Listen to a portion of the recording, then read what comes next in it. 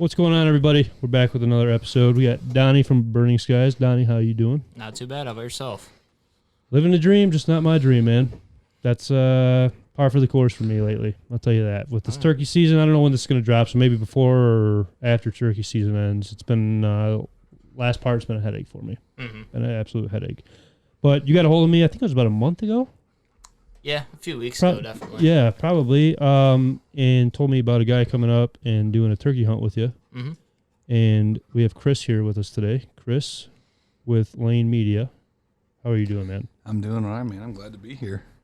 I'm glad to meet you. Yeah, it's nice to meet you. I've heard a lot about you. Oh, hopefully good. Let's see how the episode goes, and I'll tell you after. And Donnie knows a little bit too much about me, I think. I guess we'll start with Donnie, with people that didn't listen to the first one for whatever reason. Mm-hmm. You want to kind of tell everybody who you are? Yeah. So I run Burning Sky Outfitters. We do guided waterfowl hunts and turkey hunts in Michigan. We do waterfowl hunts in the state of Texas. We do snow goose hunts in Missouri, and then we also have a few other states we're in the works of right now. I'm not gonna. Again? Oh yeah. I feel like last time we talked, it was in the works. That's great. That's good though. That's fucking great. Absolutely. That's great. Chris, what about you, man? Let's hear who Chris is. Well, guys, my name's Chris Lane. I own Lane Media Outdoors. A few years ago, I was working with a nonprofit out of Colorado called American Heroes in Action, and they were sending me to and from Nebraska on a regular basis, helping vets get out on waterfowl hunts. And I ended up getting selected for a deer hunt to go guide deer hunters for a couple of vets. And that's kind of how I came into Lane Media. I enjoyed being not so much on the camera, but I enjoyed being behind the camera. So I was guiding some deer hunters for a group called Band of Heroes Outdoors out of Pennsylvania. Okay. And their film crew. That was a good one, Donnie. Their film crew for the last 2 years has, he's kind of helped push me to follow my dreams. I love helping vets and I love being behind the camera. So why not put two of my passions together? Right. And after about a year and a half in the making, this is where I'm at now. I'm just getting started. My business was official January 2nd of this year. Nice. Congratulations. So still got a long ways to go, but everybody does though. Donnie's been nice enough. Came up back in November, and I shot a short little video just for just because I could. Shits and gigs. Yeah, and actually with what little footage, I think it came out pretty well. Got a lot of views on it. So that's filming in itself. I feel like even photography is just a whole different type of hunting, but art that people just overlook so much. I mean, like your pictures, even for the turkeys, the black and white ones, sick, dude. You know what I mean? Like, there's just so many different like variables that go into like the videos, and it might even just be the thing where it transitions into something. Like, it's so overlooked in the hunting industry. I feel like. I mean, it's getting bigger. Don't get me wrong, but it's just there's the patience, the moment to know when the right shot is and when it's not. I mean, it's a lot, a lot, and it's hard to find people that are so willing and have the passion for it in the hunting industry instead of just pulling the trigger. It's a whole different meaning of pulling the trigger, and I don't know. It's something that I greatly respect. That's for sure. Oh, absolutely. I 110% agree with you. I went to Texas last year just to film, and I met a gentleman that does strictly photos. He refuses to film. Really? And I learned so much from this guy. I'm like, man, you gotta be at the right place at the right time. Because he just has one camera. Me, when I film, I've got my big camera, my GoPro, my Tacticam, my Insta360 camera. I got multiple cameras going to get all the different angles. But photography, you got one camera. And then that's what's so crazy for me for like photography wise. You're waiting for that one split second, like that 1 second of the right shot of something. Like you could be sitting there all day and not get it. I don't know the patience behind it, and I don't know. It's bizarre to me. Oh yeah, yeah. And I've met a lot of people that do photography and stuff, and some of them suck. Oh, 100%. I mean, I'm not gonna say anybody or anything like that. It's not even in the hunting industry. I just know photographers that genuinely suck, and they went to school and stuff for it. Like me myself, I'm not trying to toot my own horn or anything. I'm self-taught. Like I watched like 3 YouTube videos, taught myself how to run a camera and how to understand the settings of a camera, and the rest of it I just kind of figured out. And I've been doing it for 2 years now, I think. Unfortunately, I can attest to that, because back when I came out here in November, I was filming a little skit in his lodge, and it just the footage just kept coming out horrible. I couldn't figure out what was going on. Just lighting or something? So that's what I thought, but what it ended up being was there was a setting on the camera. I was just trying to do a slow pan, Okay. and it just made everything super distorted. And I couldn't figure it out. And I showed Donnie, and Donnie goes, "Let me see your camera." And he started screwing with my brand new camera. And Like, dude, what are you doing right now? yeah, it was like, because I didn't change the setting, so I cheated when it came to my camera. Right. I had my college instructor set my camera to the best film settings, but it wasn't for in his lodge. Just one setting had to be tweaked, and it came out great. I still look at that video I made, and I'm like, oh man, that's horrible. I hate the lodge film. But everything else was good, because I shot everything else on my phone because it was pouring down rain the whole time. And I'd rather ruin my $1,200 phone over my $5,000 camera. 100%. Yeah, like when it comes to lenses and everything like that with filming, I've thought about it before until I seen the prices, and it's like, yeah, I'm good. Amazon, bro. Really? Amazon. You can make payments. That's how I bought my cameras, and almost all of my stuff comes from Amazon. All my stuff's used off Facebook Marketplace. I'll go that route. I don't want to be an Amazon chick. That's all I'm saying. Oh, dude, I'll be an Amazon chick all day with my camera equipment. But, it's a never-ending thing. Donnie's taught me things with photography that I never even thought of. It's just, I don't have, like, I don't know. It's so hard because I got, like, the patience to learn, like the ins and outs of waterfowl, or trying to learn the ins and outs of turkey hunting, or whatever kind of hunting we're doing. That's, like, a big conversation we've been having lately, just between buddies, like having the passion for it and just a hobby kind of thing. And I can't get myself to have that much passion behind taking a picture. Like, I want to, but like it's just like I don't have the patience for it all. Like you said, like the settings and going through all of that stuff. There's so much that I would just be lost at. Absolutely lost at. No, I 110% get it. Like I said, I came up here. Donnie was about a month ago. He called me and said, "Hey, if you can make it up here for a turkey hunt, we want to have you up here." Yeah, that's sweet. And I've been on the go. I was just in Indiana helping Band of Heroes film because they needed a camera guy. And I'm not a turkey hunter. I learned so much. And I tell you, filming a turkey hunt is so tricky. I mean, every small movement that bird sees you're just screwed. You're done. That's the hardest part. I mean, I'm sure Donnie, which we'll get into a little bit too, but like taking new hunters out, they don't like, I took a new guy out 2 weeks ago from when we're filming this and recording this, not filming. See, that's new lingo I just got right there. But he, like, it's so hard to tell him, like, yo, these turkeys can see a blink if they really want to. I start calling at this bird. He hits I got like a little 1.5-foot blind that I just put in front, like just a little skirt, basically. He hits it. Turkey just takes off running. And the bird was like, I mean, it was 150 yards away, had some hens with it. Odds of it coming in, slim to none still, but like, they just don't get that they can see everything. And yeah, I could imagine how hard it'd be for turkey hunting. But that's the best filmers, though. With you got to be a hunter to be able to do good film out in the field, because to be able to hide still, the glare off of the lens or any equipment that you're using, I mean, you got to get the best shot, right? But you still got to be able to not screw up the hunt for everybody else. And that was my biggest thing, is I was afraid I was going to be the guy that did it. And we hunted hard for 6.5 days. And I told the Army vet Matt that I was filming for, and I said, dude, look, I don't care what happens. You listen to these guys; they call the shot. We'll get it done. My biggest goal is to get this thing on film. Mm-hmm. And 5 days in, I got what I wanted. I was the only one that got the kill shot on camera, and it was the greatest feeling in the world. And I got one of the guys calling, sitting right next to me. Don't move. Shh, no, shut up. Don't move. I'm like, I'm not moving. He goes, don't move. Did you get it on camera though? I got it. Yeah, he goes, he goes, is your camera running? I said, well, yeah, it's turned on, but I can't pan it because you keep telling me not to move. Right, he goes, right. Don't worry, I got you. So he grabs the stick on my camera and just starts panning over to the turkey, and I'm like, and this thing's right out in front of me, and we're sitting there. I'm like, okay, so we had this decoy up. We called him Carlos. The decoy? Yeah, he's one of the half-built and we used an actual tail fan from the bird we shot a couple days before. Oh, it's almost like a Reaper. Yeah, kind of thing? he screwed it onto the back of it, and I was like, oh man, he's gonna go over there and destroy Carlos. I'm super excited. And he goes, yeah, man, he's gonna get him. Boom! Shot rings out. I'm like, yep, he didn't get close enough to get Carlos. Oh man! But it was just, if I had not been sitting up where I was, we wouldn't have got it on film.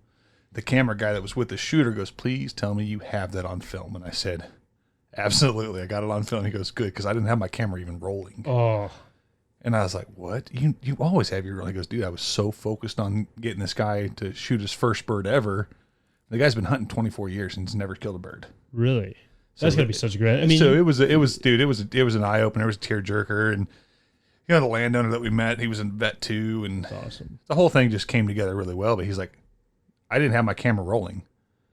And I was like, that has got to be the worst feeling in the world. Who invited that guy? He goes, well, you got it on film. So he was running a GoPro trying to get the perspective from the shooter's side. Okay, like back at him wise. But he never could get his camera rolling because he couldn't see the bird because where they were sitting.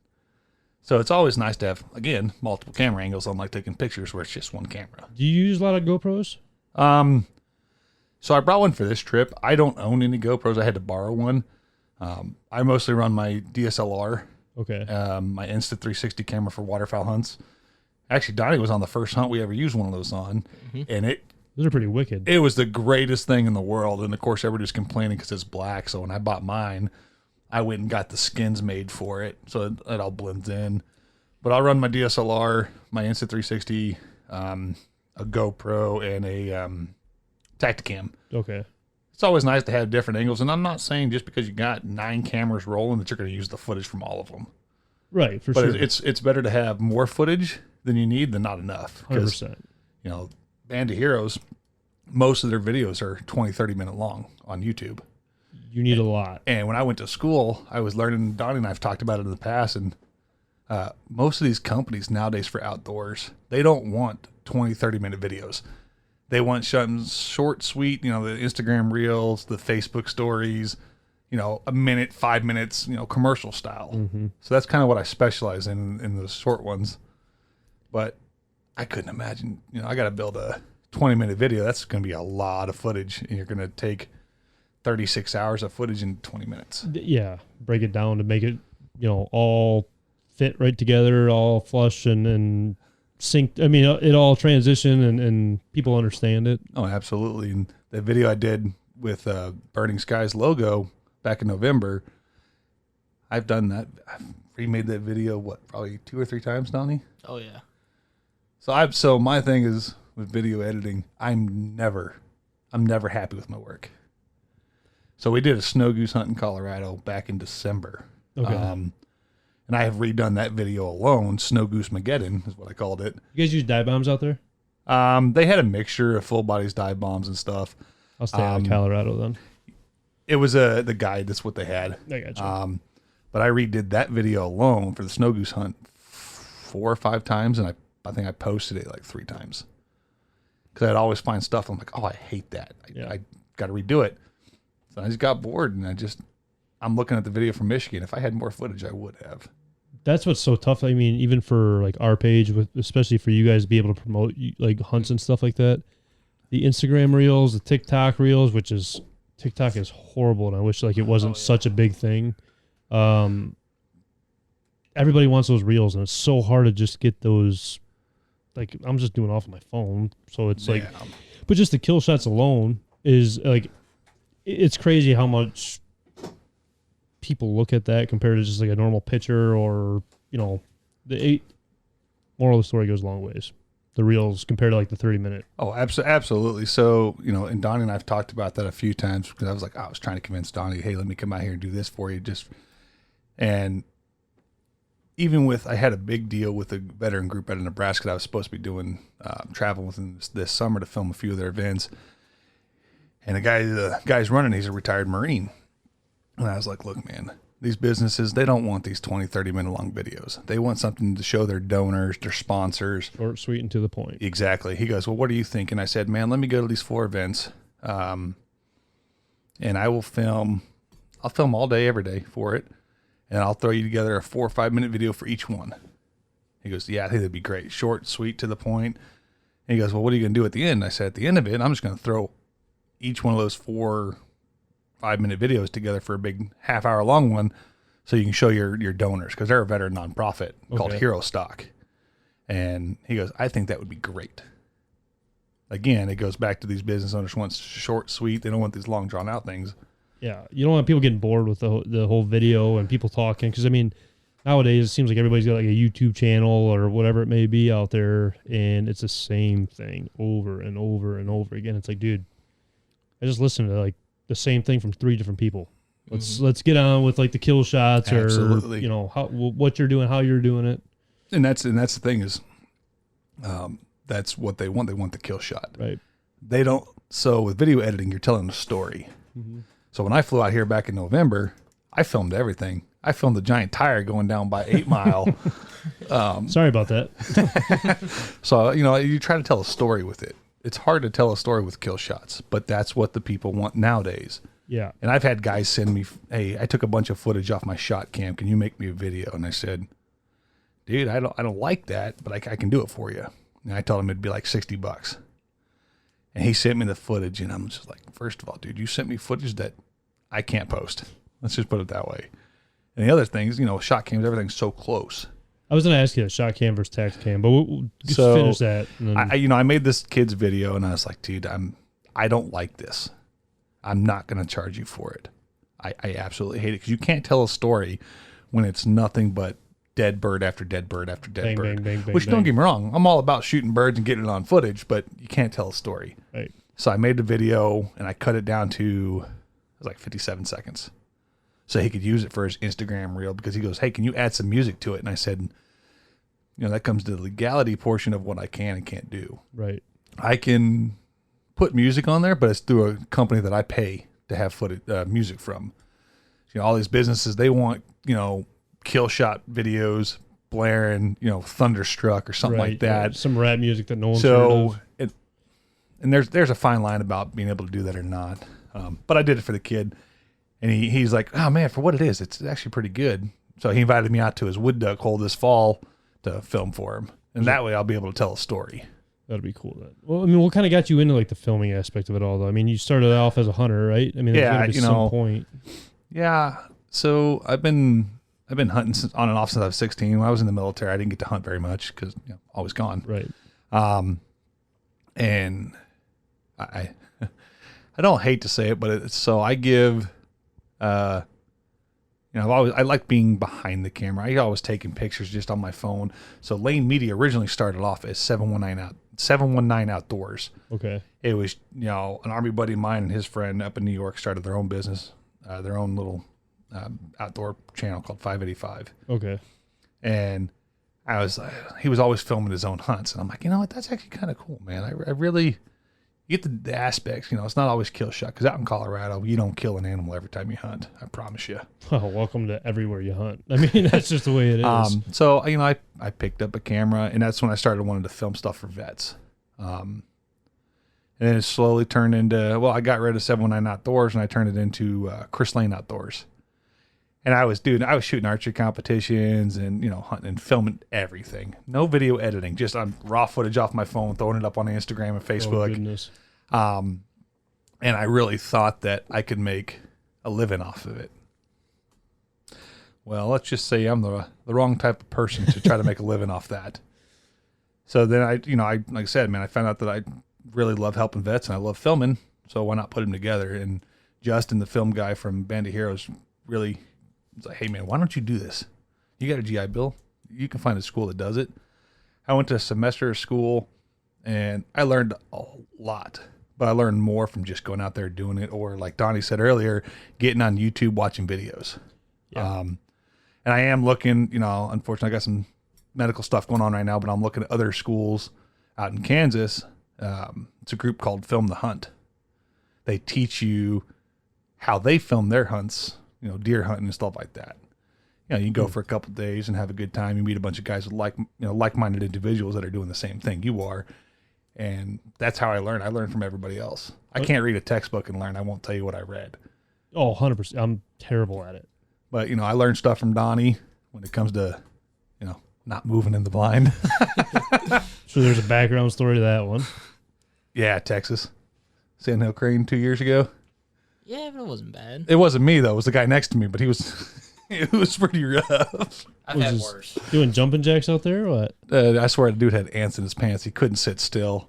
And between Donnie and the other gentleman that was with us, I don't remember his name, I thought one of them was going to backhand him. I mean, some of the guys, like we were talking about like the black on your camera and stuff. I've had people show up with pink hoodies on and just pie facing like crazy. Orange. Yeah, it's like, dude, we had a guy the other day turkey hunting. Hold on, go back. Hunter's orange deer and waterfowl? Yep. You'd be surprised. Well, okay, so that's a trick question though, because certain states you have to wear hunter's orange out of the blind while deer season's going on. Yeah. So that's kind of a tricky. I So don't make fun of those people, all right, dude?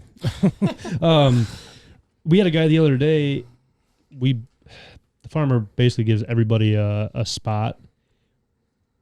We get there, guy shows up behind us.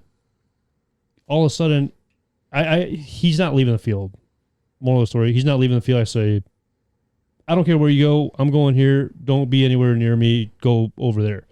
Goes over there. He's walking away from us with the headlamp on, getting all of his turkey stuff set up right at his tree with his headlamp. And I'm like, no wonder why you've been out here for 14 days and haven't shot a bird. Like, you get a headlamp on. Mm-hmm. The birds are obviously seeing you because the bird was there a week straight. He wasn't able to get on it. And I'm thinking to myself, like, what in the world? Like, I'm sure you deal with that with guiding and stuff. I couldn't imagine the stuff that you guys see. Oh, yeah. It's probably ridiculous. Yeah, and I don't get into it too much. Yeah. 100%. Just because I don't want to call people out. But yeah, Donnie's nice. I'll call people out all day long because I don't care. I make waves, man. That's what we do. Speak the truth, man. I mean, if you're wrong, you're wrong, you know. But I mean, I'll be the first one to admit if I'm wrong. Please tell me. Don't let me go through thinking that I'm right. It's the people that are always right, though. That's the problem. Yep, that's the problem. 100% fact. Mm-hmm. We just got sidetracked there. What were we just talking about? I don't know. You were just talking about. You were asking me about shot cam versus Tacticam. Oh yeah. Okay, we'll jump into that one. There was something else I feel like, but go ahead. Yeah, shot cam. So, you know, they both have. To me, they're both great. Both of them have their ups and downs. I know guys that don't like the quality of video off Tacticam compared to ShotCam or GoPro. My biggest thing with Tacticam, I've had Tacticam for years. Their phone app is trash. So you're supposed to be able to connect your camera to your phone and watch the footage on there. And my app always crashes. But I've used both. So ShotCam there's no cables, there's no memory card. It's all internal storage and it's Wi-Fi. It's like not Wi-Fi, Bluetooth. Really?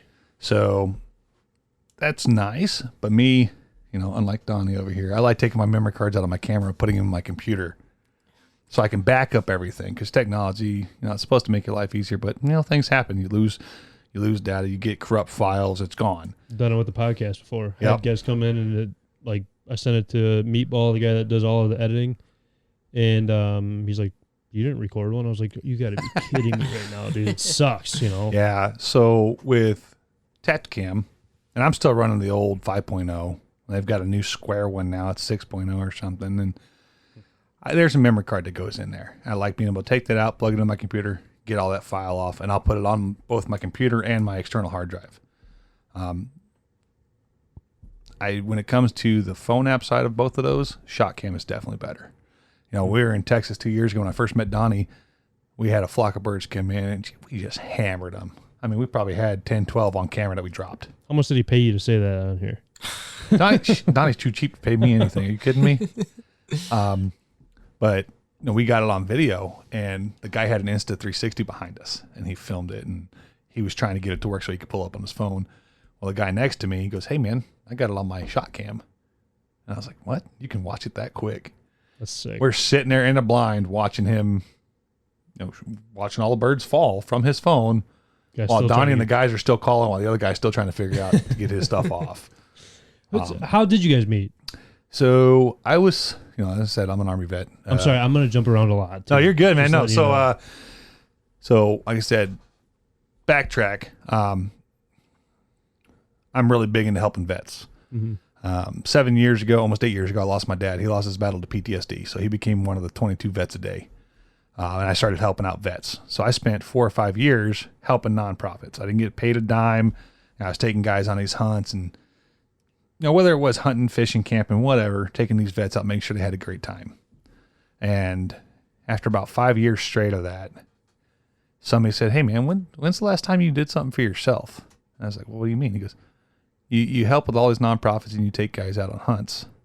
When's the last time you put in for a hunt? And I said, "I've never done it because I don't ever win. I never draw anything." Take the lottery. And right? I can't. I think I not to toot his horn because he gets don't want his head getting big, but I think Donnie's my lucky charm, man. So I put in for a hunt with a nonprofit called Cover 6 Outdoors out of Texas, up in the DFW area, and I won. I was one of the guys that they selected to go, and I think there was, Donnie, 9 of us that went on that hunt? Yes, I believe so. So I think there was 9 of us, and we came from all over. Guys came from Oklahoma. A lot of them came from Texas because they were local, but in Texas, you're still driving a long way. Yeah. I drove up from Colorado, and I had never been truly sandhill crane hunting. And it was a good time. I met Donnie and the guys, and we had a barrel burner, man. We couldn't keep our guns loaded. But that was I got selected for that hunt, and it was the first time I did it. And then that same year, I got selected for a snow goose hunt. Not a snow goose, tarbelly hunt out in Arkansas. With Donnie again? No, not with Donnie. This was somebody with another outfitter down there in Arkansas. But unfortunately, I couldn't make that trip. But I had so much fun on that hunt 2 years ago. Well, Donnie can't get rid of me. I've been following around ever since. So you paid Donnie is basically what you're saying. Donnie doesn't pay you. Yeah. Okay, I got you. Yeah, I paid Donnie. I got you. It's it was a good time. So that's how we met, and I didn't really think about it until this November. So I got a biological brother that lives up here, just outside of Detroit, and I have a brother that I served in the Army with who lives up in the UP, and I got a hold of him and I said, "Hey man, Donnie lives up there in Michigan. I'm going to come meet my brother. Why don't you come down? We'll go do some goose hunting with Donnie." And I don't know if Donnie had his logo the whole time, but Donnie's, their catchphrase on there is like, "Come here as a client, leave as a friend." Right. And I didn't believe that until November when I came up here. My buddy and his wife that I served with him, and he's like, "Dude, those guys are great." And that's kind of a tradition. We're going to do it every year now. Unfortunately, it's probably not going to happen this year. But, we're all planning. So you just lied to everybody then. I'm going to do it every year, but not this. Well, I've hunted with Donnie 2 years in a row. My third year, technically it did happen because I'm up here for turkey season right now, and it's a new year. Yeah. But my deal was I make an annual trip to Texas every year to sandhill crane hunt. Okay. But I'm getting ready to have back surgery, so I'm going to be down for a good while. And they go, "We're just taking a break." But it was brought to my attention that, hey, it's 2024, man. It's your first hunt with Donnie. So technically you didn't break it. It's true. still every That year. is true. Yeah. It's just That a is different true. species. So, it's been a good time, man. I've met a lot of great guys through Donnie. So, and the dog, of course. I love that dog of his, Lucas. Besides the whole goose, like the goose is gone now. There's stuffing all over the place with the is dog. there? No, I'm just joking. No, ever since, I think I met you, a year, 2 years ago, maybe now? Year and a half, maybe? Yeah. Well, the first time we officially met was at the Saginaw Bay Waterfowl Festival. I think we've messaged before. I was going to say, I think we talked and stuff Yeah. before, but I think we talked over Snapchat and stuff. But just BS, yeah. yeah, because we were at the Saginaw Bay Waterfowl Festival at the Last Flight Call booth. Yes, yeah. And I looked at you, and you looked at me, and I'm like, "Aren't you Kyle?" Yeah. It was a match made in heaven, huh, boys? I didn't want to say it, but all right, yeah. But I'll say the same thing with you though. It clicks. So being a guide service and having the ability to be able to talk to people, it just makes you that much more of a standout company and just person alone, person in itself. It's goes a long way with people that you don't even realize. Mm-hmm. No, and I've always heard it's always about not what you know, but who you know. And Oh, for sure. I have met so many people, and I I mean, I've met so many great people over the course of the few years that I've been guiding. And, Chris, I mean, it couldn't have worked out any better. I mean, he's a great dude. And we talk all the time, and we're friends. So it's like a brother. Like it's crazy, like just the relationships that you build through the hunting community that you never would have if it wasn't for that. Oh, exactly. Yeah, a fine example of that, Donnie, I met him 2 years ago. We don't talk every day, but when we do talk, our phone calls normally last an hour, 2 hours. Yeah. So Donnie kind of falls in the category of the guys I served with. I got guys I served with all over the country, and fine example, I got a buddy of mine. He lives up in Minnesota. We don't talk, but maybe twice, 3 times a year. But when we do, it's, long 2-3 hour conversations. It probably picks up right where it left off. It's like it never stopped. Right. Donnie falls into that category. He wasn't in the military, but I can see, he's a brother. Right. I can go to him. For a young guy, he seems to got to, have his head on straight. That was a contradicting statement there because just a little bit ago you're talking about how big it was. Well, no, you can still have your head on straight, but it just gets a little filled with air Well, sometimes. and that depends on who you ask, too. Very true. We know too many people that, yeah. We'll leave it at that. Go ahead. But, with him being a guide, I've hunted with a few different outfits over the years just because Colorado waterfowl hunting is not the greatest unless you go super far east or super far north, and a lot of it's private. I've got guides that I refuse. I will never go back to. I had such a horrible time. I'll never go back. It's like the entire state of Michigan with more than half their guide services, quote unquote guide services. Yeah, and Donnie, I remember the first time I hunted with him. We're sitting in the middle of the field, and it's a barrel burner, dude. We were I think we were 3 or 4 birds short of a 9-man limit. Geese.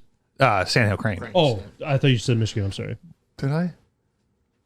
Maybe you didn't. I don't know. I don't know. So we were down in Texas, and he gets up in the middle of the hunt and just takes off. Doesn't say a word to any of the vets, but he was talking to his other guide. And I'm like, where'd that kid go? Like that's bad for business. You just left in the middle of a hunt.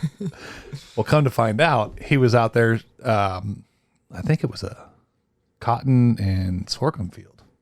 It's cotton and something, because I always joked about it. My dream hunt would be shooting sandhill grains in a cotton field. We were set up in a cotton. We were on the edge of a cotton field the next day, but that's where he'd gone, and he disappeared. And he was out there driving all over West Texas looking for a place for us to hunt. Oh, for the next day it was? Yeah. And these guys were gone. I mean, there's 24 hours a day. They were probably gone 19, 20 of them. It was a long ways, man. And we got a house. We got a Airbnb. We got a house full of vets. And, vets can get a little rowdy sometimes, especially when you start drinking, playing cornhole in the backyard. Especially the stories you were just telling me about. Well, and then we go, oh, man, we got to clean all these birds. And the guy that put the hunt together, he goes, hey, don't worry about it, man. Those guys are going to clean them for you. And I was like, whoa, hold up. I don't have to clean my own birds for once? Absolutely. I'm okay with that. Well, these guys come back, and it's 8 o'clock at night. Oh, we're ready to go to bed because we're getting up at 4. Not those guys. Nope. Donnie's out there in the front yard. I was like, well, I can't make the poor dude. So we all just started plucking birds in the front yards. I'm sure everybody in that town were just looking at us like we were crazy.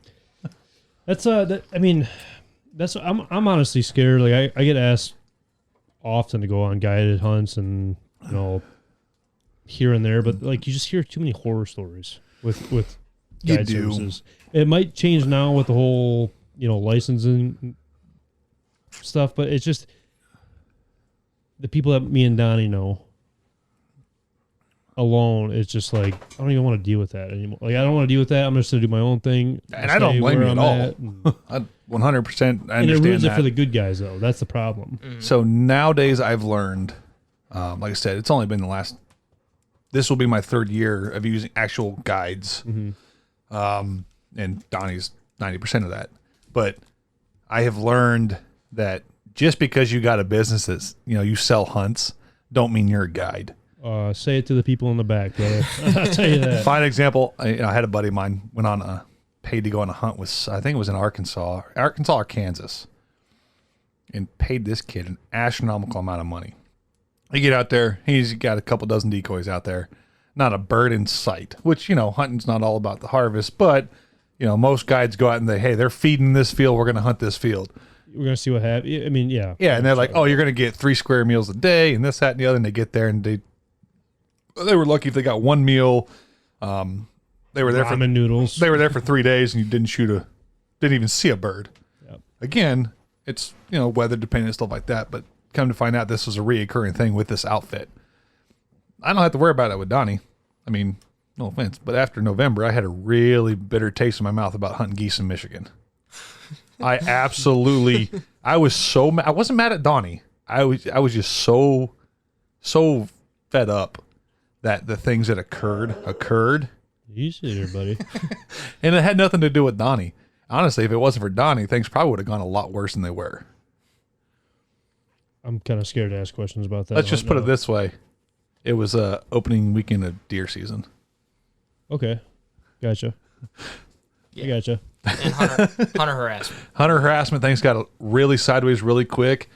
And my thing is I protect my family. And I had my brother and my Army buddy, my brother, and his wife in the blind with me.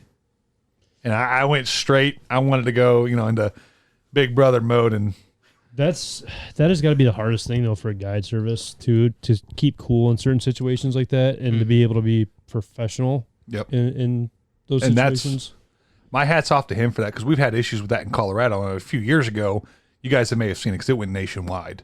There was an outfitter in Colorado goose hunting, and he shot at another group of hunters over a disagreement. Like close range? Yeah, shot? the dude went to prison for it. Wow. And again, being a guy, it's not all about just getting guys, make sure they have a good time, put them in the blind, but also safety and safety, and also being able to de-escalate that situation. Right. If things would have happened the way they did and Donnie hadn't been there, the hothead in me would have come out, and that's been in retirement for years. You guys deal with a lot of that hunter harassment stuff? Not really. I mean, that was a rare occurrence. I've never had a situation like that with clients before. I've dealt with it before by myself before I was guiding. But generally, no, we don't have issues. I don't generally also run deer hunts during firearm deer season, or goose hunts, I should say. Yeah. Wait, you run deer hunts since when? No, absolutely See not. Chris a lot more? No. There ain't no deer in Michigan. What are you talking about? That's true. Yeah, true. No, Put those away right there. Yeah, we really don't have an issue. And like I said, I generally don't run goose hunts during firearm deer season just to avoid that thing. But he did me a favor. It was the only time he could come up, so I made it work. And just the way things happened, the dude slept overnight in a tower blind. And What? yeah. Oh, yeah. Well, we set up on the other side of the field, and we had the decoys out. The blind was almost completely set up, and the wind changed on us real fast, and it didn't stop. Donnie goes, oh, crap. Well, we can either sit here and, give it the best, or we can move it. I looked at my buddy, and I said, Seth, you ready to, go full speed to move this? Me, Donnie, and all the guys, we loaded up everything. We moved to the other side of the field, finished setting up our decoys, and Donnie hauls off in a camper, or in a truck and trailer to take it to the other side of the field. And I hear somebody, and I'm like, what is that? I'm hearing things. And I see a white light coming at us. And the dude you thought it was your time, didn't you? No, I thought it was DNR, honestly. And it just, this white light kept getting closer. And the dude was sleeping in a blind with another guy up in the tower blind. And he goes, what are you guys doing here? And I said, well, we're goose hunting. He goes, well, you don't have permission to be here. And I said, no, we do. The guide's over there parking the truck. He'll come back and talk to you. So I called Don and said, hey, dude, you need to get over here, man. This dude's losing his mind. And he was probably 100 yards behind us. He was a little further. I'd say he's probably 200 yards in the tower blind, but he's like, my shooting lane's right where your guys' blind were. What was that? And I'm like, what are you talking about? What are you shooting onto the neighboring property? Got a big old tail on the dog or what? Little schnoggin? But yeah, so he said our blind was set up in a shooting lane. I'm like, man, what are you talking about? Like, in the field. In the field. I'm like, I'm not even in the field that you're hunting in, but why are you shooting? Like, that it makes no sense with the way you're set up. Like, it was ridiculous. It was rough. And it was funny. Donnie's over there taking the truck back, and shooting light comes out. And these birds are just dusting us. And I'm like, come on, Donnie. And my buddy's wife goes, why aren't you shooting them? I said, well, when you hunt with an outfit, you wait for them to call the shot. Right. Donnie, I'm on the phone with Donnie. He goes, hey, man, these birds are like right in your face. Why are you not shooting? It's because you're not here, dude. He goes, I don't care. Start shooting. Right. So we started dropping these birds. And we had a good time. It was raining, and so I was filming everything on my phone. And we had the last flock come in, And I mean, they were what? I mean, they were close. Yo, they were right over our top of our heads. Like right over us at like 20, 30 yards, I think. And Donnie's like, take them. So we dump them. And next thing you know, we hear somebody start screaming and cussing us out. And I'm like, I thought it was one of Donnie's guides on the end. And I was like, do you guys hear that? And they go, hear what? And he just gets mad. He's coming, running out of his blind, threw his gun down in the blind, started running out at us. Well, now he's got to sight it back in. What an idiot. Right. And he was sitting there telling Donnie that we shot his blind. And he was behind us, off to our right. So I'm saying if I'm looking up the tree line and that's my 12 o'clock, he's off to like the 130 behind us, 200 yards. And we're trying to think if there's any possible way. I mean, the wind was pretty bad. It maybe carried some pellets. Well, the wind was to our back, too. Was it? So, yeah. I don't remember that part. But it was physically impossible to be shooting this guy's blind. Like, we were shooting in front of us. Like, there was a fence row with trees behind us. Oh, yeah. I'm not shooting through a damn tree, you know? And I took pictures and video. As a video guy, I kind of film everything that goes on. Really? Oh, yeah. Like right now, I'd be filming this, but my video wouldn't be able to hear us. You know what I'm saying? Yeah, well. Through the headset? Oh, yeah, maybe you're right. It's just normal talking. Yeah. So I'm filming everything, and this guy just gets bent out of shape, talking about he's going to go get his buddies and get their guns and come over here and pay us a visit. And then at one point, I mean, I could be wrong, but I took it as he was threatening in a threatening manner about, shooting. And I said, dude, that'll be the end of it. You're not going to, Donnie and all the guys, they're big boys. They can handle themselves. But when you endanger my buddy's wife, not okay with that. Well, anyways, he was talking about calling the cops, and I don't know if it was you It or was me. I Donnie's like, go ahead, call them. I'm like, yeah, I'd be more than happy for you to call the cops. I mean, now you can call the cops and the DNR if you want to. Right. And about an hour later, the DNR came walking out. Yeah, well, and it was the funniest thing because he recorded a video of the guy standing in the field yelling at us. Well, guess what he didn't have on? Hunter's Orange. Hunter's Orange. Oh, man. Yeah, he's firearm deer hunting without Hunter's Orange on. And we talked to the officers. The officers are super cool. I filmed everything. Remember that. Oh, yeah. And they handled it great. They understood. As soon as they talked to us, they're like, yeah, obviously you guys you're not ruining this dude's hunts. His blind's way over there. He's just pissed. By the way, the DNR in Michigan, I found out, are ninjas. We're all sitting out there smoking and joking, BS, and my buddy's wife goes, hey, somebody's coming down the tree line. And I was like, no, Caitlin, you're just seeing things. And she goes, no, there's somebody coming down the line. And lo and behold, I just see this green leg sticking out of a tree. And I'm like, what? They walked right up the tree line to us. And I recorded all of that. That didn't go in my Michigan video. There's a lot of things that were said that could not be in there. And so I played the out of stater. I was like, hey, I know in Colorado, if you're rifle hunting, you have to have orange, even on private property. But how does that work with those elevated box blinds? I've never hunted out of one of those. And he goes, oh, yep, nope. Even in the blind, you have to have orange on. I was like, well, that dude came out, and I got footage of it. He didn't have orange on, and he was threatening us. So they let us go. They told Donnie that, hey, man, you guys are 100% legal. You guys are good. Don't worry about it. You see birds, start shooting them. I'm pretty sure that dude got a ticket. Yeah, and they walked right over to his blind. That's the hardest thing, though. I mean, even the hunter harassment, I'm calling on that, though, it's such a headache to even deal with. Oh, yeah, and I've dealt with it before. It sucks, man. Yeah. We've had people... I've never dealt with it before at that point in time. We've had people literally... Well, except for Texas with you. Across the street. You're looking at me like I'm crazy right now, but our last day in Texas on that cotton field, the landowner came up and was getting pissy because he thought we stacked all his tumbleweeds on his fence, remember? Oh, the goat farmer. Yeah, he was a goat farmer. He's like, oh, you guys got all those tumbleweeds on my fence. And they were already there. We're just using them to build our, hide our blind. Yeah, no, he was cool after it. He just didn't know what was going on. Yeah, Donnie can talk with the best of them. So the guy left us alone. I had to deal with that last night, actually, over a turkey property. But going back to the story, we had a guy on the back porch shooting a 22 at fox and geese flying into our field, locked up.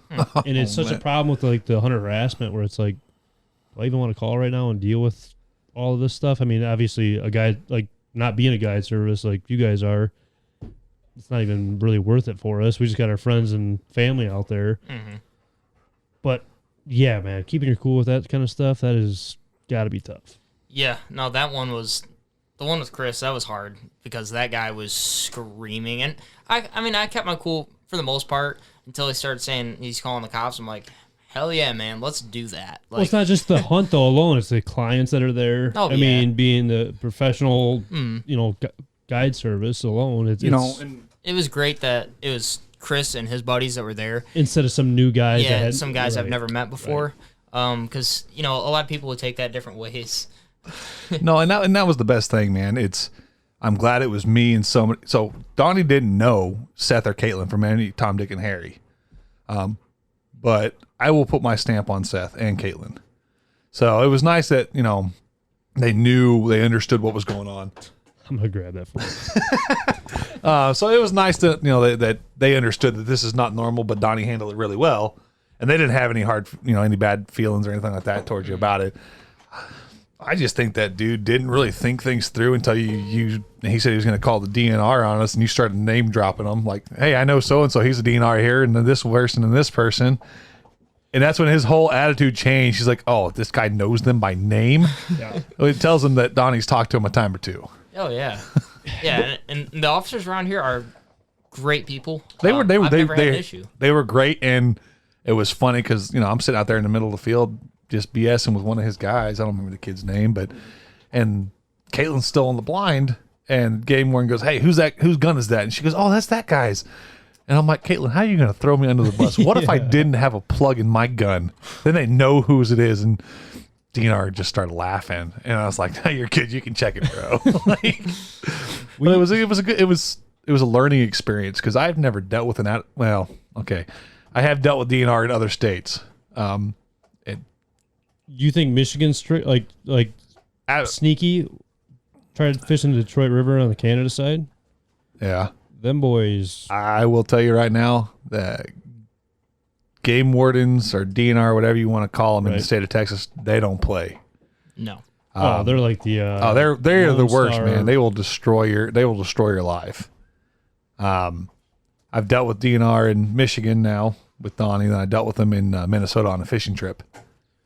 Let's just say, watch it. Yeah, no, you don't want to play with those guys. No. In Minnesota, it was a simple misunderstanding.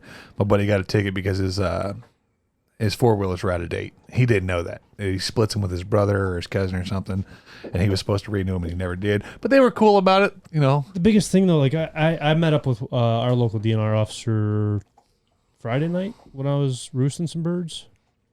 He called me Wednesday, I think it was, or Thursday, and was like, hey, if you're out there that way, shoot me a call, I'll meet you up somewhere.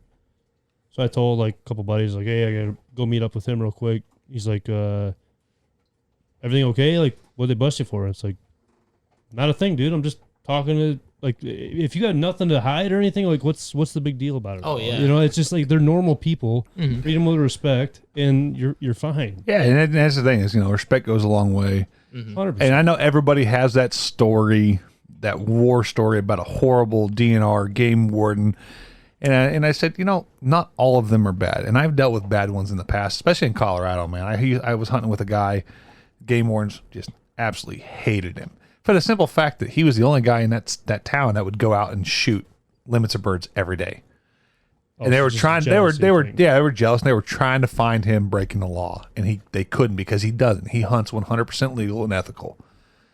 So then they realized that, we stop this guy every time we hunt with him, and we can't even find remotely anything that's wrong. Not even accidental shells left in there. That's it's lead. That's you want to talk about bad DNR officers? We had one around here. He was. I won't even give details because it'll be. You could figure out how it is. Another sponsor I wanted to bring up was Gibraltar Duck Hunters Association. Whether it's from youth hunts to cleaning up the beach to dinners, anything just in the community alone is an amazing thing to team up with these guys, and can't speak highly enough of them. From everything that they do, it's absolutely amazing, and I highly suggest anybody out there that has a local DU or just a small association, highly suggest teaming up with those guys and giving back as much as you possibly can, because if not, who knows what the future holds. Like I said, greatly Appreciate those guys letting us team up with them, and I really cannot express how excited I am for the future. But back to the podcast. So the guy around here, we had, don't even worry about it. The dog's in here chewing on a bone. If you don't like it, exit out of it. If you don't like dogs, exit out, man. Right. So this guy got busted DUI. Mm-hmm. Ooh. City just north of here. Cop let him go. Followed him back home. DNR officer, cop, just a friendly wager, whatever it is. This was years back now. Nowadays, you probably can't get away with anything. Yeah. The following spring comes around, DNR's out checking walleye fishermen, which I don't know, from Colorado, this is like the biggest walleye hatchery, fishery. Like, Oh, absolutely. It's insane. Like we have Pueblo Reservoir where we send off our walleye eggs so we can get wiper. Because wiper are hybrid, they don't reproduce. Oh. So yeah, we send off every year. They put out the nets in the reservoir, they lay the eggs, and they send the eggs off. So yeah, there's better walleye fishing here than there is Colorado, but we do have it. Insane. I mean, which where we're at right now. I mean, you've seen the water. The river is literally right here. Mm-hmm. So DNR's checking boats. That guy stops the cop that let him go for a DUI. The cop was one fish over, wrote him a ticket for one fish over after he just let him go for a DUI. That's crazy. You would think he'd get busted for the DUI over the walleye. Even though he let him go. Well, no. So the cop that let the DNR officer go. The DNR officer that got let go wrote the cop a ticket for okay. one fish over. I missed the connection there. I might have said it all. And unfortunately, that doesn't really surprise me. You hear about that, especially in small towns, happening all the time. Mm-hmm. But I'll give it credit, man. DNR up here, they're thorough, but they're respectful when they do it. 100%. I mean, they went through and they go, "Hey, you don't have any lead, right?" I was like, "Well, no, I'm goose hunting. Why would I have lead?" So he took a magnet to all my shells. Well, not all of them, because there was a lot of shells. I had like 4 boxes that my buddy's wife brought down for me, because I don't like flying with ammo. He checked him. He goes, "You're good." Are you done chewing the bone now? You're going back. But I my thing is, respect goes a long way. 100%. You give it, you get it. And the people that don't like give it to them right away and then they complain about it, it's like, how do you want them to act? Like, yeah, come on now. I mean, you instantly start off with an attitude. I guarantee if we, myself or Donnie or anybody in that blind that day back in November would have had an attitude, things would have changed drastically for all of us. Mm-hmm. I mean, yeah, they did their due diligence, man. They checked all the guns to make sure we're legal, checked the shells, make sure we're legal, make sure we had licenses. And this is when I found out you can get away with having a license on your phone, not a physical copy, because I had bought mine the day of. They just changed that, didn't they, with the e-stamp? I hope not, because no, my turkey tag hasn't come in yet. Oh, the turkey tag. No. I didn't know. Turkey tag, Yeah, you have to have kill tags. So we're going to stop at a store. Oh, okay. Yeah, we'll But get that printed off. That's not a big deal. He was like, "Yeah, man, so you just bought it?" And I said, "Yeah, I bought a 3-day. I'm only going to hunt 2 days, but it's on my phone." He goes, "Oh, you're cool. Just show it to me." So I flipped up my phone, showed it to him, and he was good with it. Yeah. Most game wardens in Colorado, it's considered legal, but they want you to have that physical copy, and they'll give you a hard time if you don't have it. Because the stamp now, though, you don't need to sign over the stamp like you used to. Yeah, they just changed that. Like, Oh, you talking about the gunback stamp? No, the federal Yeah. duck stamp. yeah. The federal, that's what we call it in Colorado, is the gunback stamp. You guys It are goes- weird, dude. Yeah, well, it goes on you put it on the back of your license. Well, that was the one thing is, one of our guys in the group had bought, his stamp, and he hadn't gotten it yet. Oh. And the game warden's like, "Well, technically, I can write you a ticket for not having it, but there's been a holdup, so don't worry about it." There's so many times that, I'm sure you even deal with that with clients. They're like, "Oh, it never came into the mail," or "I moved spots," or just something. And they're like, "All right, whatever." It's just, I hear about that all the time. Well, it was funny because that was the 3rd time in the same season that had happened while I was hunting. Oh, really? Yeah. So normally, when I buy mine in Colorado, it takes 3-4 weeks to get it. I didn't get mine. It took me 3 months to get mine. And I had buddies. Yeah, I had buddies who bought theirs the second they came out, and they were sitting there 4 or 5 months later and still didn't have them. But I don't know about Michigan, but in Colorado, yours is only good for, I think, 30 or 60 days. Then it expires. Your I don't know. because they'll put it on your license as a temporary. Yeah, I was gonna say I don't think it's for ours. But, you know, it said they did their due diligence. Everybody was respectful. We didn't have a problem. And we went home with a smile on our face. The other guy went home with a hefty fine. It's called karma. Exactly. That's what that is right there. So you're up here for a turkey hunt, though. Yep. I'm up here hoping to have Donnie pop my turkey cherry. I've never shot a turkey before. Really? Yep. I had a chance to shoot a turkey about 3 years ago. I was doing it with a bow. And For your first one? yeah. So the guy that was in here earlier to grab the gun, he wanted to do it with the bow. He's never even been out turkey hunting before. So I hope he has a better luck than I did, because what he's getting ready to do is exactly what I did. I went out there to Nebraska. My deal is if I'm out there taking vets hunting, they will fill their tags before I even touch a bow or a gun. Right. And you know, he goes, "Hey man, let's go turkey hunting." I said, "Okay." And we found some big birds, man. Big birds. And I was like, "Oh, I can't wait to stick one with my bow."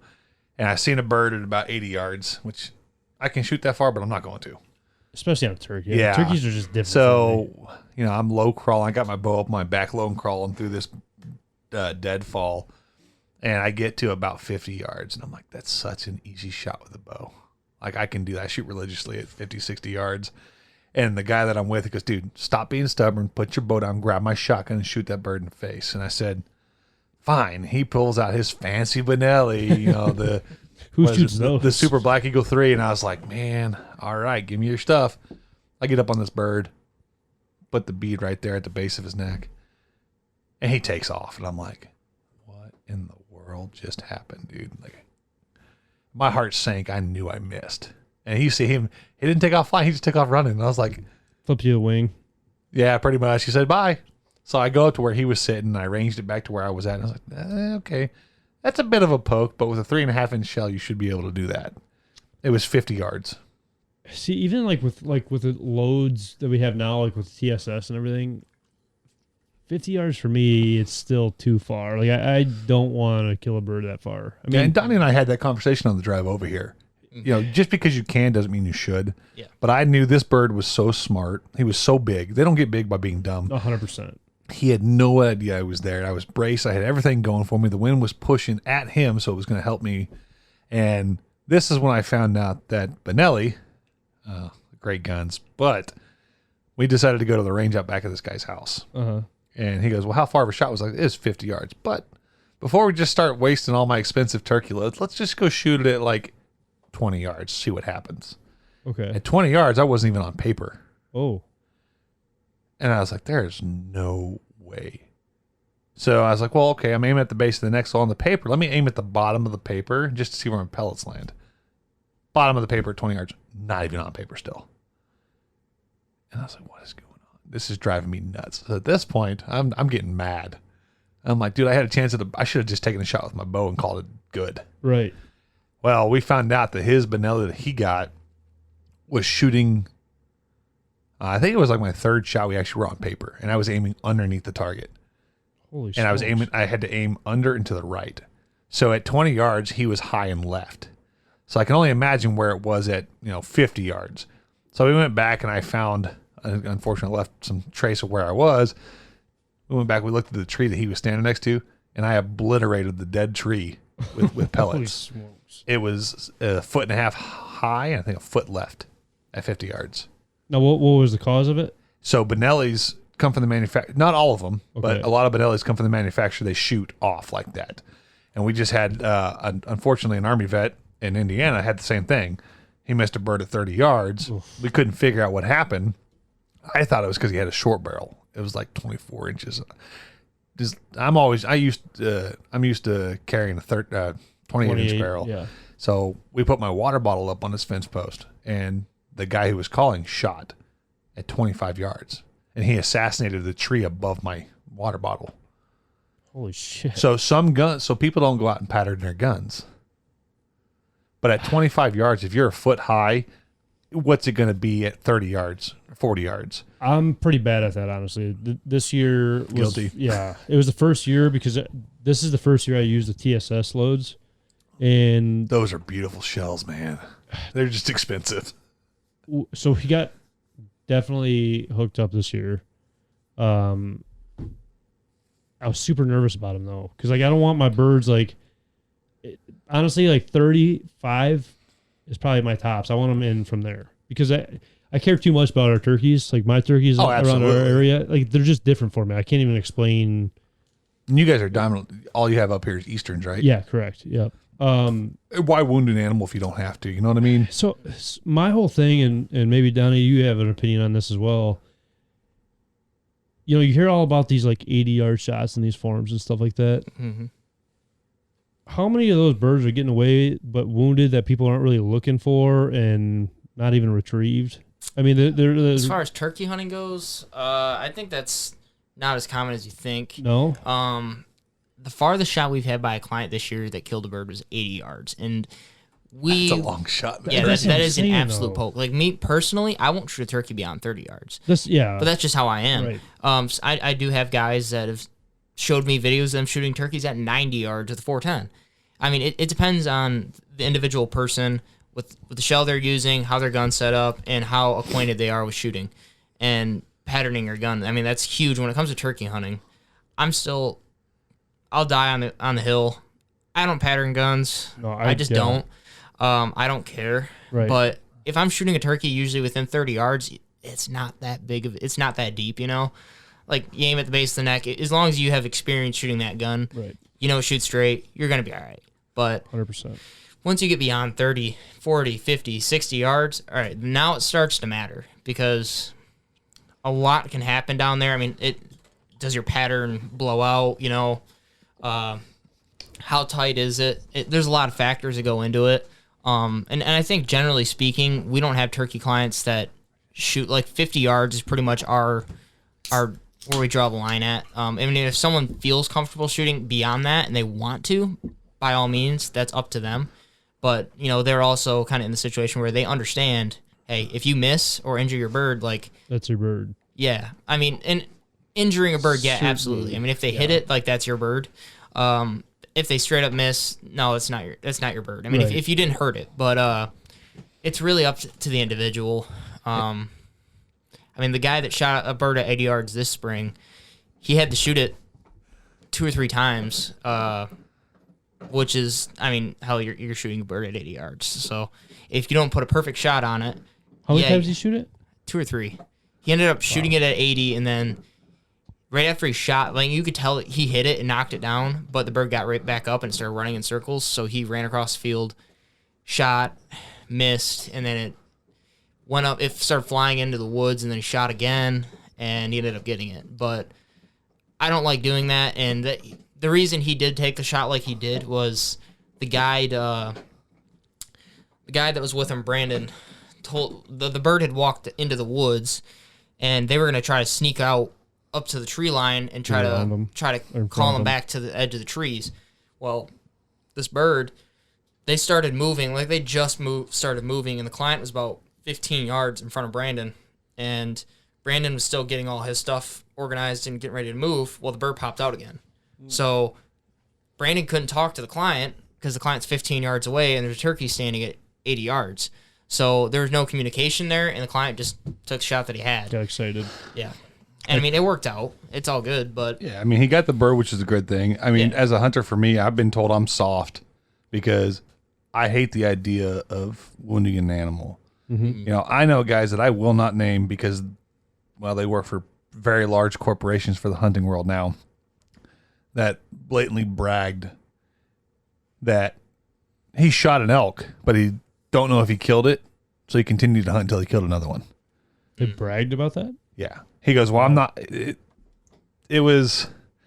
The long and the short of it was, hey, I don't know if I killed it or not, so I'm going to continue to hunt. I'm not a sissy.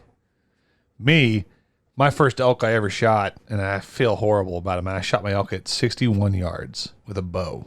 Oh.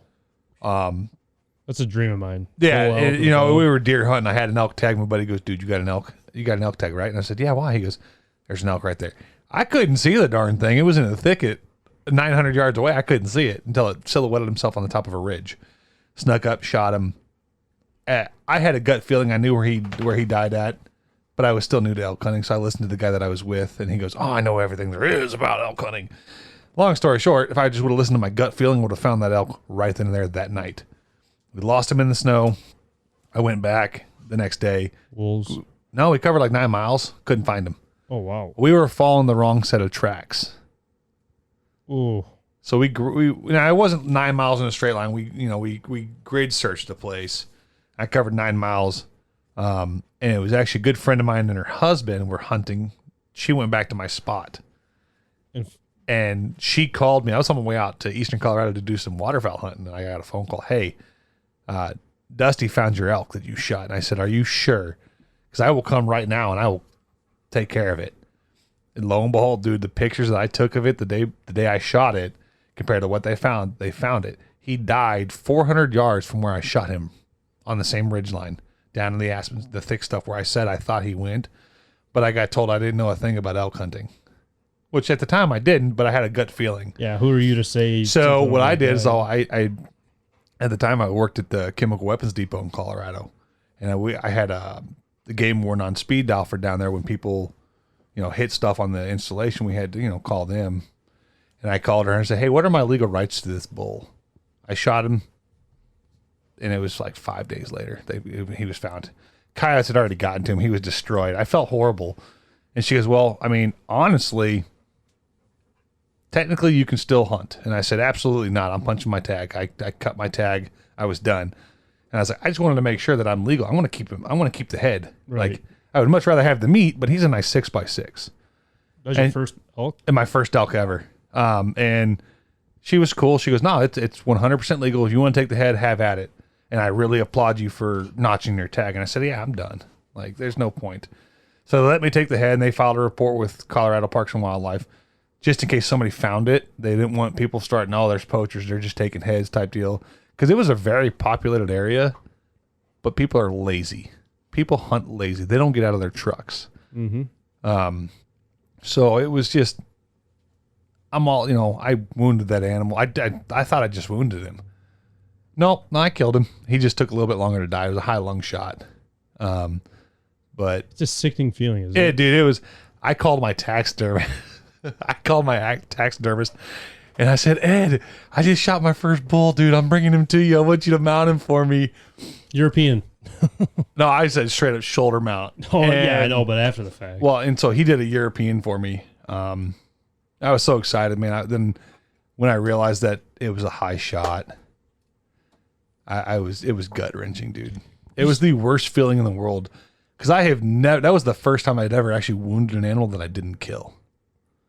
And it was gut wrenching. You see a lot with that waterfowl, like not taking you sky blasting and wounding them. A ton of that. And I like to think I do a pretty good job at not doing that. Now, there has been times I have taken Hail Mary 80-yard shots and highly surprised that we killed them. And then there's other times these things are point blank and you're like, man, how do we miss those guys? 100%. I mean, obviously with the birds that sail out, you can do what you can. And well, we had that happen back in November with Donnie. We shot these birds at, it was probably 30, 40 yards, if that. I'd say 40 at most. Mm-hmm. And they just sailed. We couldn't. It was our last volley. We were out of shells. Had to go reload. And they just sailed. And Donnie's out there, and him and one of his guys are chasing this bird, trying to figure out where he went. He sailed to the next property across the highway. Oh. And at that point in time, you really can't pursue them because they're on somebody else's property. Did you see that video going on Facebook and TikTok? That turkey guy ran out of shells. That turkey's just doing donuts in the middle of the field. Yep. The guy's all out of breath. Mm-hmm. That's how my season's been going. Been pretty rough. How's your guys' season? Great. We've shot now. Well, clients have shot 24 birds already. Oh, nice. So we're doing great. 100% shot opportunity rate so far. We had one client opening weekend not kill. She'd missed a bird 5 times and ran out of shells, unfortunately. Wow. Yeah. That's got to be rough, man. Shooting at Benelli, apparently. Yeah, she was probably shooting high and left, too. I can't remember what gun she was using. It was her first turkey hunt ever. She was just shooting a foot high, and it was just the way she was holding the gun or something. She wasn't really acquainted with the firearm as much as she should have been going into it, and she's coming back next year, so next year good. She'll have it dialed by then, hopefully. But that's good. Yeah, I mean, besides that, it's been great, especially lately. I mean, the other day we had four clients tag out in one day. So I think you sent me a Snapchat of that. Yeah. That's awesome, dude. That's why I'm so excited to be here. I've been following his Snapchats and all the guides, and I'm like, oh, they're killing birds. I was like, you better save me one. How long are you going to be here for? So I flew in today. I leave the 16th, which I think it's Thursday. So I have really 3 days to try to shoot a bird. Which is more than enough time. Which should be, but like when I was in Indiana, we had an old boy shoot one first morning, 20 minutes in, and the second guy didn't shoot one for 5 days. But we hunted hard. So don't do what my guy did yesterday. Well, dude, I'm like I said, I'm paranoid. I'm using somebody else's gun, somebody else's shells, and I've never touched this shotgun before. But Donnie said Big Donnie had already shot a bird with it this year, so that's I think we'll be okay. Worst comes to worst, I'll just steal Brandon's gun or something. Yeah. Because I'm off the next 3 days. Mm-hmm. Maybe we'll plan something out where I finally come up and actually mean it this time. Bro, instead of being busy. I mean, and it's Donnie's call, but I'm going to be filming, so I think it'd be great. Yeah. Yeah, I mean, hopefully, so what we're trying to do tomorrow is me and Chris are going to try to double. Yeah, dude, you didn't shoot one yet? I have not shot one yet. I've almost shot one multiple times, but... Bro, you know how awesome that would be to get a double on film? I'm just saying, dude, I loved Indiana because I actually got to finally film somebody shooting a turkey. Mm-hmm. But to film a double header, that would be sick. Oh, man, that'd be awesome. That's what opening morning, me and my dad go out to a spot. It was our plan B option because, long story, plan A didn't work out for us. that's why you got backup plans. Listen, all right, I'll break into this actually. So we got a guy, Firebolt Game Calls. We hooked up with him with our turkey calls.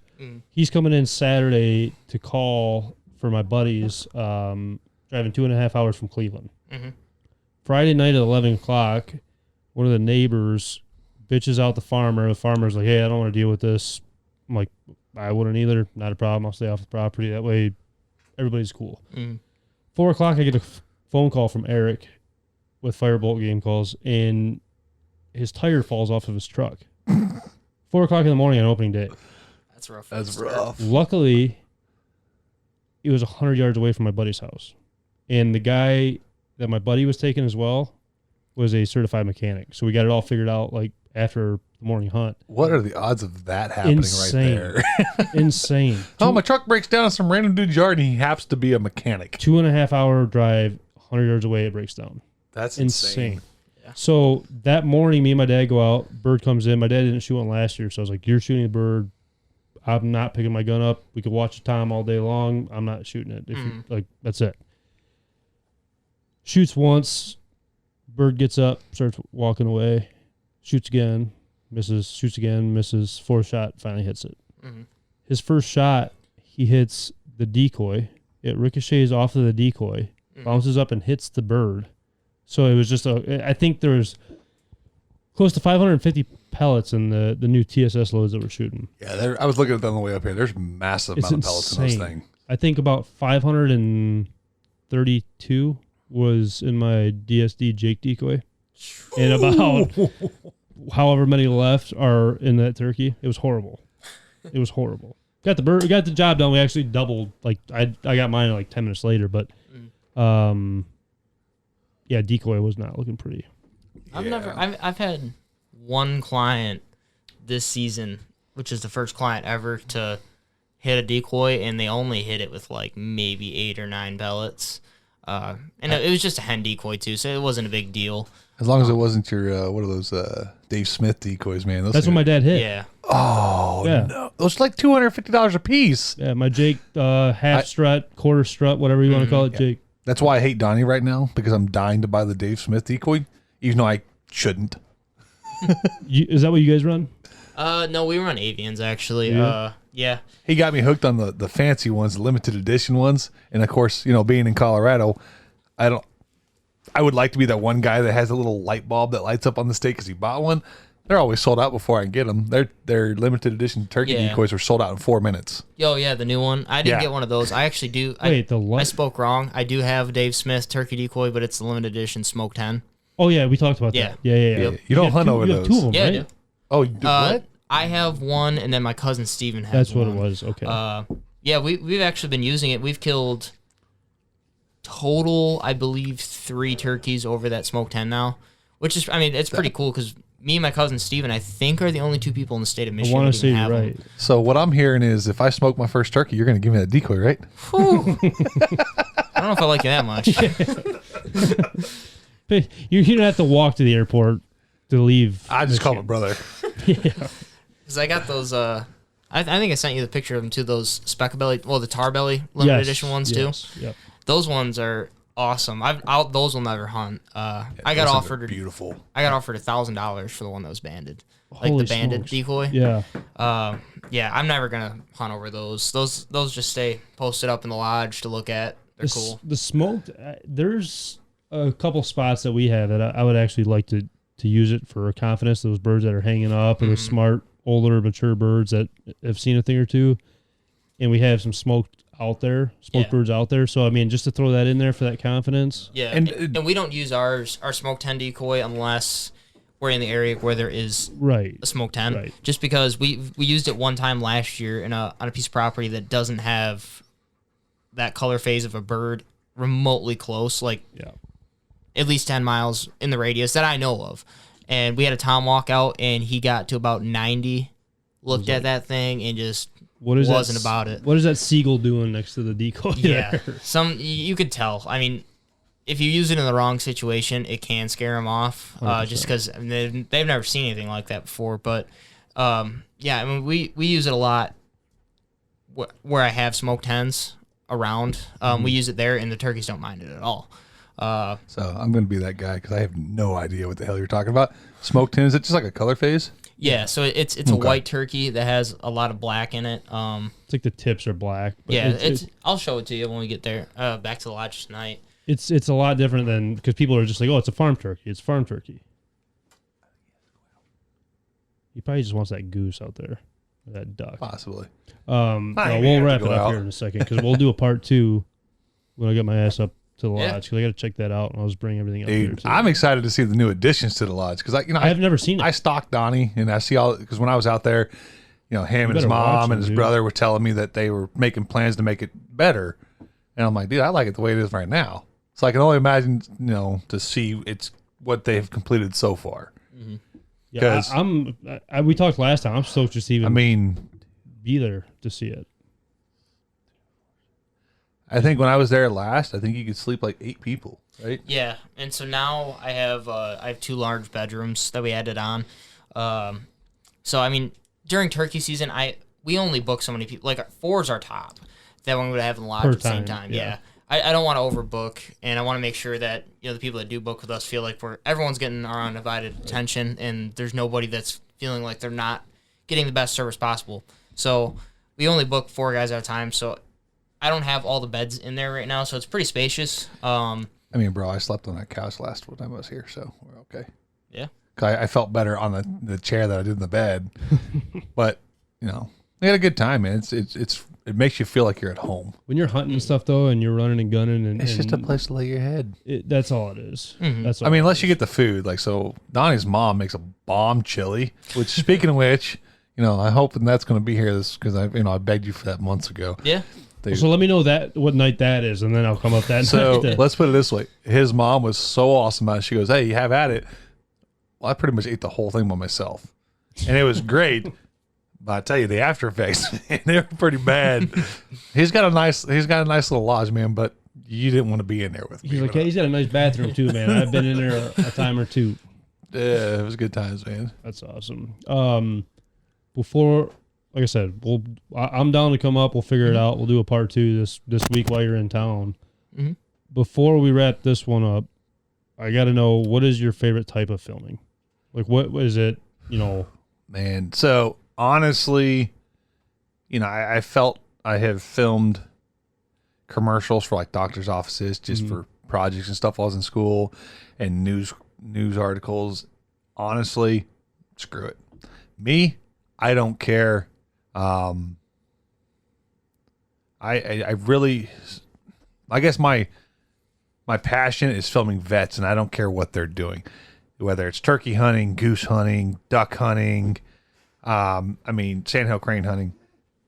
I love just filming vets, and especially if it's their first of anything.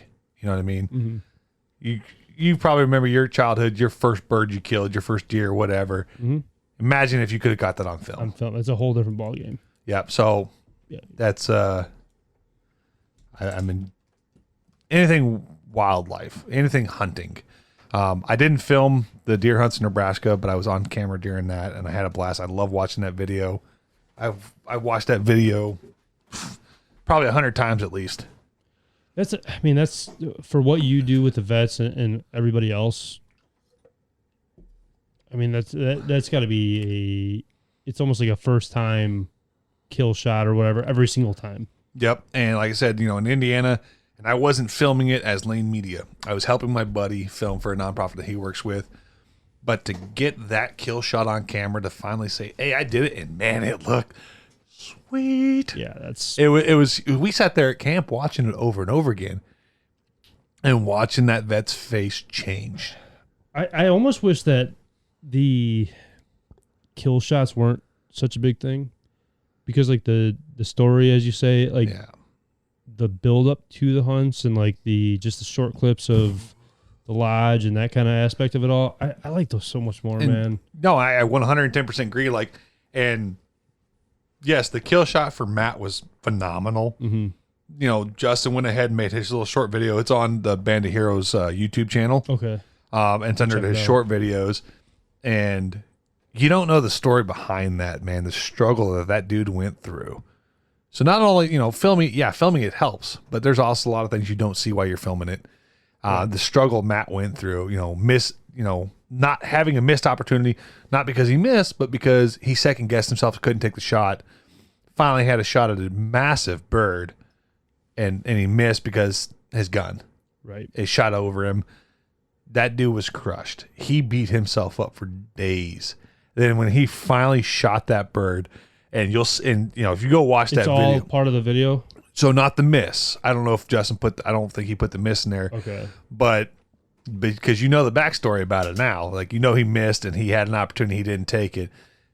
If you go watch that short video that Justin made, Justin's sitting there, Matt, he's dead, bro. He's dead. Matt, he's dead. After he killed that bird, he froze. Like, he spaced out, not realizing that he killed that bird. See, that's just... deep down inside, I think he went through I think I missed again. But the oh shit moment. Yeah, it was he froze, and Justin was telling me about it when it happened. And I was like, "Nah, dude, you're just exaggerating." Then I watched the video because he put that in the clip, and lo and behold, he froze. After he shot that bird, he froze. Like mind was blown. Light was on, but ain't nobody home. Right. And then he realized that what he just did, he finally accomplished his goal, shot his first turkey, and it was a stud of a bird. It was probably 18, 19 pounds, but it had, I think it was a 10.5-inch beard, and he had 2 longer hairs on that beard. Well, that's the one you're telling me about. Yeah, but unfortunately, they fell out. Yeah. But he had the longest beard of the hunt. The other guy shot a bigger weight-wise, but you watch that video, and for anybody who's listening, you go watch that video, you'll see what I'm talking about. That he froze after he shot that bird. He didn't know what was going on. And then now it set in. He goes, "I did it." And heaven to Betsy, man. It was on like Donkey Kong after that. The guy that I was with came running across that field. Let's go! It was great. So he struggled. When I started though, like the hunt within a hunt through the video, like that you're hunting for that moment, and you get to live that moment every single hunt that you go on for somebody, and it's such. I mean, that's got to be an amazing feeling. It was, and Indiana was it was a roller coaster of emotions, man. Yes, first day they said, "Hey, what bird do you think is going to be the easiest kill?" And that was the one where we sat at. We didn't get an opportunity. 20 minutes in, we heard the shot, and I said, "Man, Justin's dude just blasted a bird." I went to go text him, and he goes, "Hey, man, bird down." I was like, "Oh, that's great." We went a couple days. The build up for the miss, or actually backtrack, the build up for the not taking the shot. That bird was smart. We were trying to plan him out for a couple days, and we finally figured it out. We got in front of him, and I think if the decoy hadn't been there, it would have been a done deal. Well, maybe not because he missed the next day, but that goes back to checking your equipment. And meanwhile, while I'm trying to film this hunt or help film, because Justin's in charge of the show, I was dealing with some family matters. My granny, who helped turn me into the man I am today, she was real sick, and the guys were like, "Hey man, pack your stuff. We'll take you to the airport. We'll get you out of here to go see her." Mm-hmm. And I was like, "Man, she's not going to want me to leave. She's going to want me to finish this hunt. It's to see it through." And Matt shot his bird. The day I spoke to her, she died 24 hours later. So it was drastic roller coaster of events for everybody. And the guys were super thrilled, like, "Hey, we're doing this for your granny, man. Like, we're gonna do this." Give me chills just listening to that kind of like a story like that. And it was the most remarkable thing. And unfortunately, I bought a tag. They said, "Hey man, buy a tag. We're done. All our guys got tags. Phil's go get a tag." Well, I got the phone call, the text message saying, "Hey, she had passed away," as we were going back into the woods. And I was like, "Dude, I don't want to be here. I don't want to do anything." Mine's somewhere else. Yeah, my mind, dude, I was brain fogged. Yeah, like I got brain fog enough as it is from my head injury, but I wasn't there physically. My body was there. Mentally, I have no idea where I was. To the point where I've been around guns my entire life. I have never loaded a gun without putting one in the chamber. And that was the first time. Well, we're lucky we didn't see no birds. Yeah, So I went to unload it, and I was like, "Hey, there's nothing in here." He goes, "Where'd you put them?" I said, "I loaded it. You watched me." He goes, "Yeah, where's the shell?" All of them went into the tube. Not a single one in the chamber. But, it was a great, those guys were really helpful. And it was a blast, man. And up here with Donnie, the guys in Indiana were like, "Oh man, we really wish we could have been there for your first bird." So they're all, they're hoping I get it, but at the same time, they're like, "Man, we really want to be there when you shoot your first bird. So if you don't, we'll be okay with that." Exactly. I got a lot of faith in Donnie and his boys. 100%. It's the person to go to, that's for sure. And and I've already decided that I'm going to film this hunt, and I'm going to do a little tribute to my granny. Awesome. Yeah, she did, she didn't hunt. She fished, but it's way she was more very than just she that, was man. very supportive of me in this film business, and she kept tabs on me, and she was finally happy to see me follow my dreams instead of working some dead-end job that I hated, because I did that for years. Yeah. So I've done a lot of free work right now, and when you get into this business, you spend a lot of money, but you do a lot of stuff for free. Yeah, And but the stuff that you're doing though is priceless though. Oh, it absolutely it is. It's just being up there with Donnie last November, I gained a bunch of new followers on my page. I mean, And it's huge because for a guy like me, people look at me, "Oh, this guy's got a mullet, he's overweight." They don't want to jump to it because I don't look like Hannah Barron. But it helps. And nothing against her, man. She was a huge icon for me getting into this. yeah, I know exactly what you're talking about though. But just being with Donnie, I gained a bunch of new followers. The snow goose hunt in Colorado, I gained quite a few because that was probably my best video I've ever made.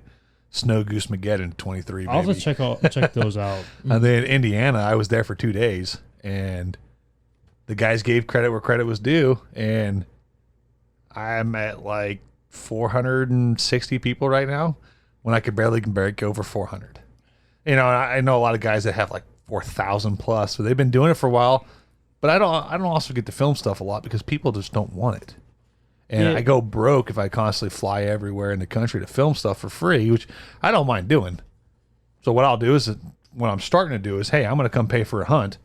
I'm going to film it, and if they're worth my time, I'll throw them a heads up. Hey man, these guys did this. Right. Like I asked Donnie and his dad, "Hey, send me your video, send me your logo. I want to give you guys some credit." But it wasn't a paid advertisement for Burning Skies. It was just giving credit where credit is due type of deal. 100%. I had a great time. Seth and his wife had a great time, and I said, why not?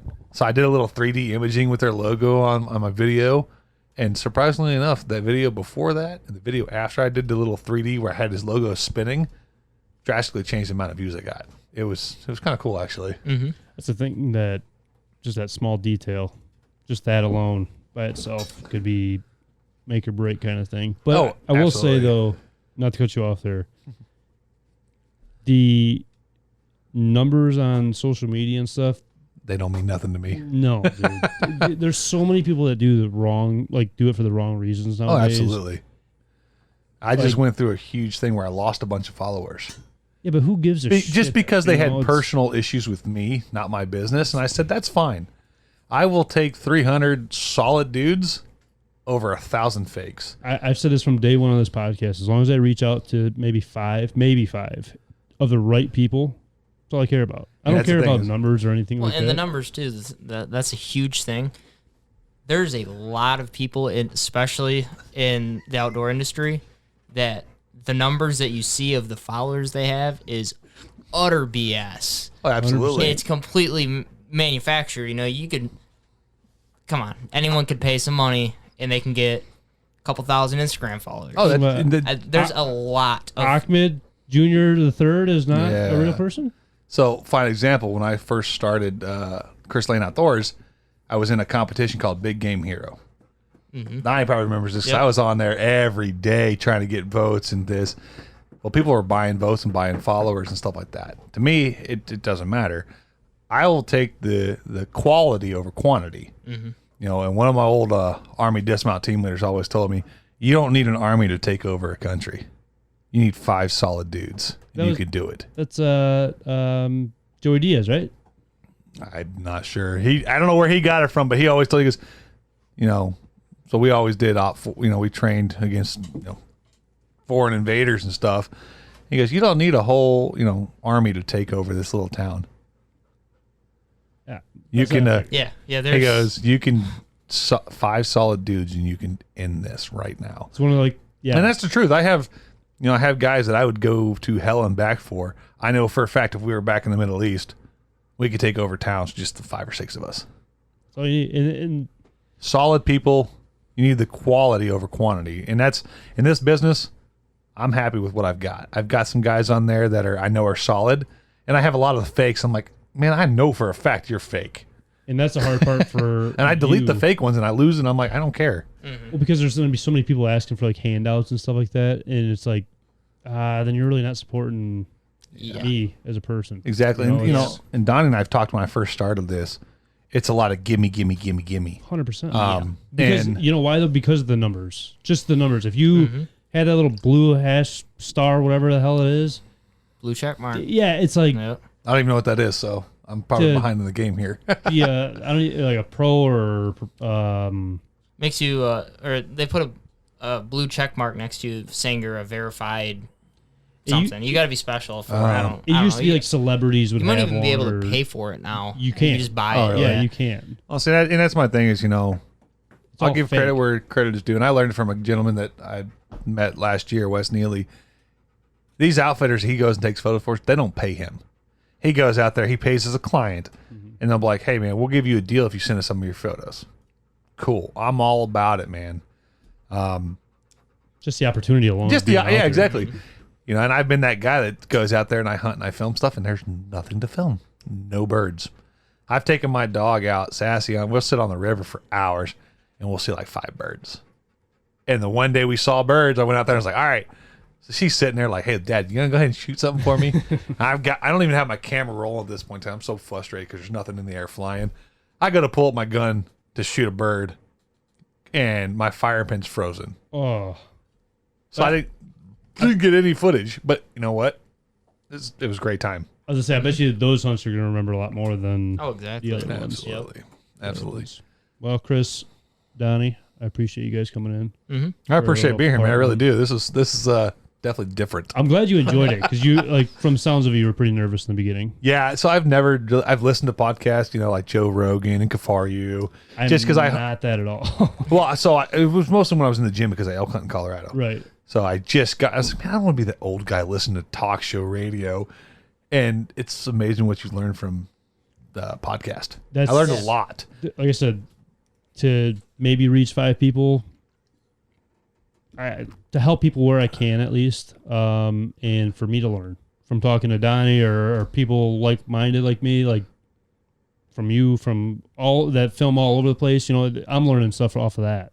And it is nice to finally see the face to the guy that goes with this. Because I listened to a podcast from you. It's about a year ago? I think Donnie sent it to me. Yeah, it was back in, I think it was September or late August when it came out. Yeah, because I was still in the gym, and it was funny because I'm like, Donnie, I can't find it on my podcast list.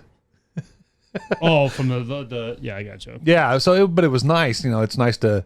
This is how you do it. You socialize, you meet and greet, you network with folks, and next thing you know, hey, he might be coming out this week to finish this. It's not about what you know; it's about who you know. Yes, sir. That's yeah. Mm-hmm. You guys want to shout out anybody? Any names you want to drop? I just want to thank you guys for letting me be here, man. Like, I want to thank you, man. I want to thank Donnie for setting this up. I had a blast. When Donnie called me, he goes, "Hey, you want to do it?" In the back of my mind, I was like, "Why?" But I was like, "Yeah, sure, man. Well, no big deal. It'll probably be you talking the whole time." Oh, and no. the tables turned real fast. Yeah.